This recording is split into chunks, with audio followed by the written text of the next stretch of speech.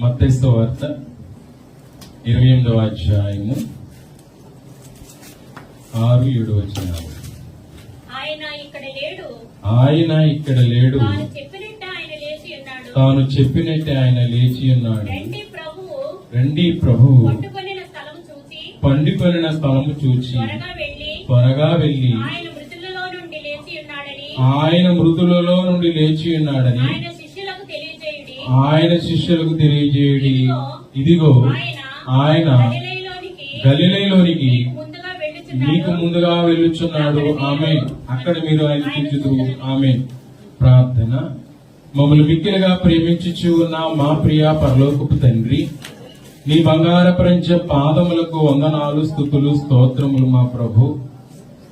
నేను వట్టివాడిని, ఎన్నిక లేని వాడిని నిలవబెట్టుకుని కొన్ని మాటలు నేను విభజించుచుండగా సమయోచితమైనటువంటి జ్ఞానాన్ని మాకు అనుగ్రహించము.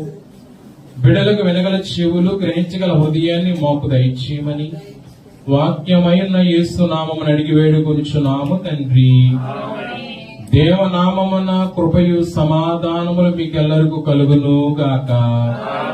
ఈ సదవకాశం ఇచ్చిన త్రియేక దేవునికి, ఫాదర్ ఎం దేవదాస్ అయ్య గారికి, కువైట్ బైబిల్ మిషన్ మరి కాపరులు సత్యమయ్య గారికి, చిట్టక్క గారికి, నా తోటి సహ కాపరులు కృష్ణపారి గారికి, జాన్ బాబు గారికి, సన్నిధి స్త్రీలకు నా వందన మరణాతలు తెలియజేస్తున్న మరణాత మరణాత. దేవుని ప్రేమ ఇదిగో జనులారము కేవలము నమ్ముకొనినా పరలోక జీవంబు మనగాపును. పరలోక జీవంబు మనగాపును. రాతి సమాధిలోను